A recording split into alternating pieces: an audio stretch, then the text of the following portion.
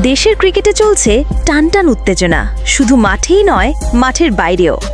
আজ আমরা কথা বলবো cricketers welfare association of Bangladesh, সংক্ষেপে কোয়াবের সাম্প্রতিক বার্ষিক সাধারণ সভা বা এজিএম এবং তার বিতর্কিত কিছু সিদ্ধান্ত নিয়ে। সেপ্টেম্বরে সম্ভাব্য নির্বাচনের প্রস্তুতি সামনে রেখে আয়োজিত এই সভা ঘিরে তৈরি হয়েছে নানা প্রশ্ন। কোয়াবের এই এজিএমের সবচেয়ে আলোচিত সিদ্ধান্তটি হল প্রাক্তন প্রথম শ্রেণী ক্রিকেটারদের ভোটাধিকার কেড়ে নেওয়া। এই সিদ্ধান্তকে নজিরবিহীন বলছেন অনেকেই, বিশেষত কোয়াবের প্রাক্তন সাধারণ সম্পাদক দেবব্রত পাল। তার অভিযোগের তীর সরাসরি সাবেক জাতীয় অধিনায়ক তামিম ইকবালের দিকে। আগের গঠনতন্ত্র অনুযায়ী সকল বর্তমান ও প্রাক্তন জাতীয়, প্রথম শ্রেণী এবং লিস্ট এ ক্রিকেটারদের ভোট দেওয়ার অধিকার ছিল, কিন্তু নতুন সংশোধনীতে এই অধিকার এখন শুধুমাত্র বর্তমান প্রথম শ্রেণী এবং সকল জাতীয় খেলোয়াড়দের মধ্যে সীমাবদ্ধ করা হয়েছে। প্রশ্ন হলো, প্রাক্তন ক্রিকেটারদের কি হবে? তারা কি একেবারে বাদ পড়বেন? আসলে প্রাক্তন প্রথম শ্রেণী ক্রিকেটাররা 1 লক্ষ টাকা দিয়ে আজীবন সদস্য হতে পারবেন বটে, কিন্তু তারা ভোট দিতে বা নির্বাচনে প্রতিদ্বন্দ্বিতা করতে পারবেন না। এই সিদ্ধান্ত নিয়ে উঠেছে বিতর্কের ঝড়। কোয়াবের প্রাক্তন সাধারণ সম্পাদক দেবব্রত পাল এই নজিরবিহীন সিদ্ধান্তের পেছনে প্রাক্তন জাতীয় অধিনায়ক তামিম ইকবালের প্রভাবের অভিযোগ তুলেছেন। তিনি দ্য ডেইলি স্টারকে বলেছেন, তামিম নাকি সভায় বলেছিলেন সে অনেক ক্রিকেটারের প্রতিনিধিত্ব করে এবং তাই সবার তার সিদ্ধান্তই বিবেচনা করা উচিত।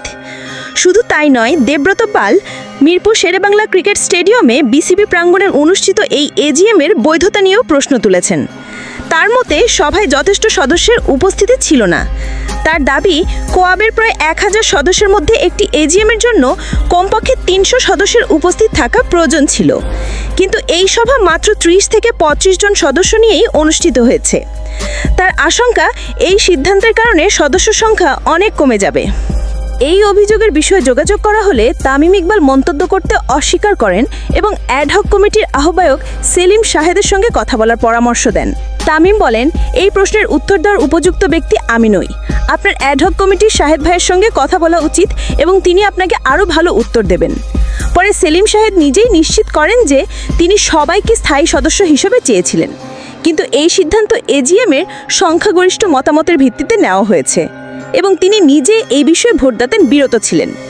তিনি মনে করেন 1972-73 সাল থেকে যারা প্রথম শ্রেণী, প্রিমিয়ার লিগ বা সর্বোচ্চ স্তরের প্রতিনিধিত্ব করেছেন তাদের স্থায়ী সদস্য হওয়ার অধিকার থাকা উচিত। তবে তিনি এও যোগ করেন যে প্রাক্তন প্রথম শ্রেণীর ক্রিকেটাররা আজীবন সদস্য হতে পারবেন, কিন্তু ভোটাধিকার থাকবে না, কারণ অধিকাংশ সদস্যই এটাই চান। সেলিম শাহেদ আরও কিছু গুরুত্বপূর্ণ তথ্য দিয়েছেন। তার মতে, কোয়াবে গত 15 বছরে কোনো অডিট রেকর্ড নেই এবং এই সময় এটি নিষ্ক্রিয় ছিল। এখন একটি নির্বাচিত কমিটির কাছে নেতৃত্ব হস্তান্তরের চেষ্টা চলছে। তিনি জানান, তাদের কাছে সদস্যদের কোনো তালিকা নেই এবং সবকিছু সংস্কার করার পর শূন্য থেকে শুরু করতে হবে।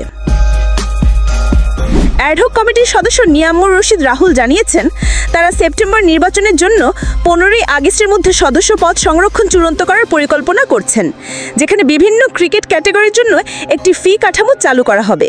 তিনি বলেন, গত 15 বছরে এই সংগঠনে কিছুই করা হয়নি, এটি আবর্জনার মতো ছিল। আমরা সবার সম্মতি নিয়ে সিদ্ধান্ত নিয়েছি, আমাদের একটি প্রতিনিধি সংজ্ঞা নির্বাচন করার দায়িত্ব দেওয়া হয়েছে।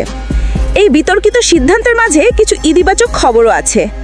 সর্বসম্মতিক্রমে অনুমোদিত প্রস্তাবগুলির মধ্যে একটি নিয়ম ছিল যা বিসিবি পরিচালক বা চুক্তিবদ্ধ কর্মীদের কোয়াবের কার্যনির্বাহী কমিটিতে কাজ করতে বিরত রাখবে, যদিও তাদের ভোটাধিকার থাকবে। এছাড়াও কোয়াব জাতীয় ক্রীড়া পরিষদ থেকে আনুষ্ঠানিক স্বীকৃতি পেয়েছে। এর ফলে মিরপুরের শেরেবাংলা জাতীয় স্টেডিয়ামে তাদের একটি অফিস বরাদ্দ হয়েছে। এটি তাদের প্রথম আনুষ্ঠানিক ঠিকানা। কোয়াবের এই নতুন সিদ্ধান্তগুলো দেশের ক্রিকেটের ভবিষ্যৎকে কিভাবে প্রভাবিত করবে? প্রাক্তন ক্রিকেটারদের ভোটাধিকার কেড়ে নেওয়ার এই সিদ্ধান্ত কি সঠিক? আপনাদের মতামত আমাদের কমেন্ট বক্সে জানান।